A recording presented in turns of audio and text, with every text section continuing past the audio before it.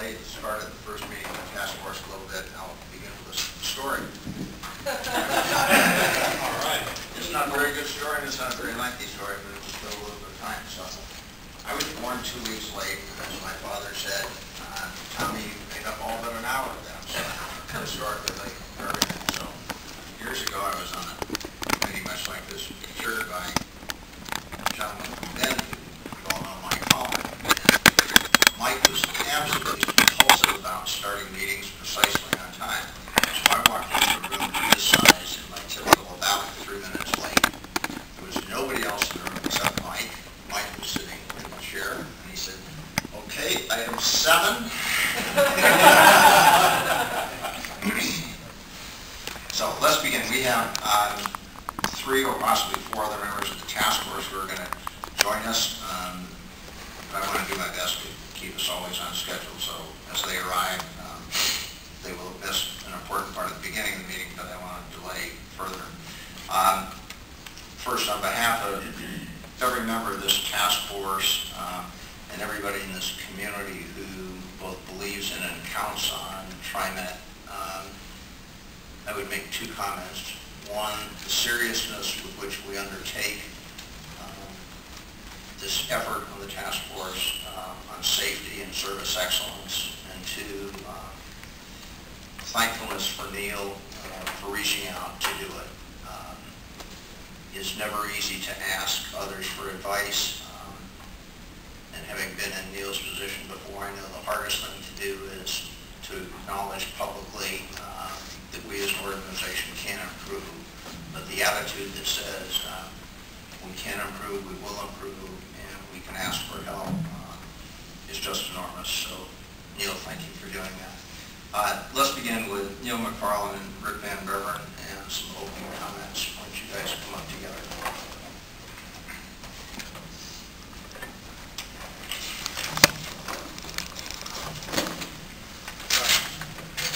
Thank you, Tom, very much. And one of the things that makes it very easy to ask for help and to recognize that we can improve is, I think, that is an attitude that really is widely held within the TriMet organization.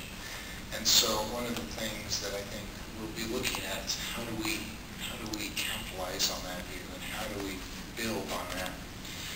Obviously, I've told a little story myself, which is I think I was informed that Rick and his colleagues had given me the nod to be the next general manager. I think they got the call around April 22nd or thereabouts.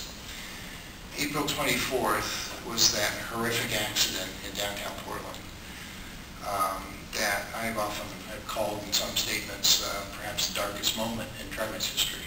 I think many of us were shocked that anyone in TriMet could be involved in anything like that. What happened to us that something so horrific actually happened? And so it immediately reordered my thinking and my priorities about what the first job of the general manager to be was, and that was again to focus on safety as our primary objective here. But I step back a step further. In my career, actually working for Tom and many others, I was on sort of the construction side of the business. And I've often told the story that I've learned over those years in that business that if there was one criteria by which you would ever select a contractor, it would be safety. Why? Because if the contractor was safe, they were also well organized, they had good housekeeping, they were well trained, they were well staffed, and the outcome of doing everything in an excellent manner was safety. And so you could measure the excellence of a contractor by their safety performance. I believe that's exactly true with the operation of the TriMet system as well, as a whole. And so the challenge is not just safety as a thing, it is excellence throughout our organization, which is why your task force was provided this multi-part name, safety and service excellence. It's my philosophy they go together and that they are the same thing. They're different sides of the same coin, perhaps.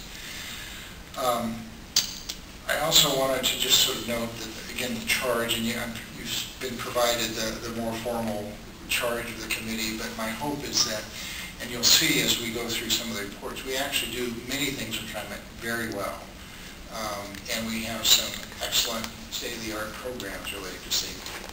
And where we don't have them, we will have them. I know that. And you'll see that from the top to bottom review my predecessor launched, and you'll see the phase 1 report will be presented to you today, and phase 2 at a future meeting. And I'm very proud of the organization that before, frankly, the ink was dry on some of those recommendations, they were beginning to implement them. So, and I do believe that there's a great sense of commitment to this at TriMet. But I do want to note that the challenge is really how do we migrate to the highest levels of excellence and customer service and safety at the same time. And that is, I think, a unique challenge. It's why, frankly, there are a lot of different views and levels of expertise that have been brought together in this committee. And so I'm very anxious for your report. My presence here, and I think the presence of the guy to my right, our board president, indicates to you, I think, how important this is to us.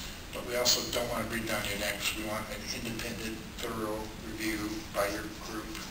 And we want honest recommendations at the end.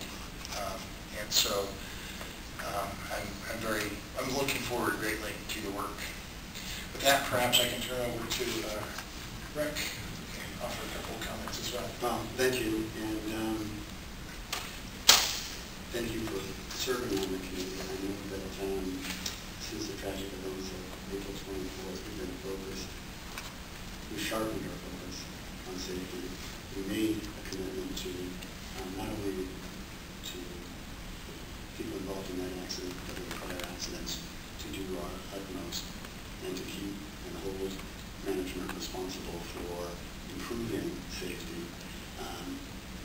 One of the initiatives that we welcomed as a board was the creation of this task force that not only involved generating and vetting best practices and ideas that would serve TriMet better, but also looking at complementary efforts to improve safety for pedestrians, bicyclists, those kinds of things, what the city can do and other jurisdictions, other agencies to enhance our efforts, because we obviously don't operate in we operate in a multimodal environment.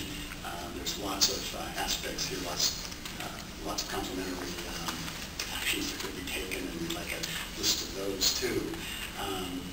I know that you'll get it. I looked at your resumes. I know that the group that Neil's assembled and Tom's agreed to chair has the capacity to really help us take an independent look at safety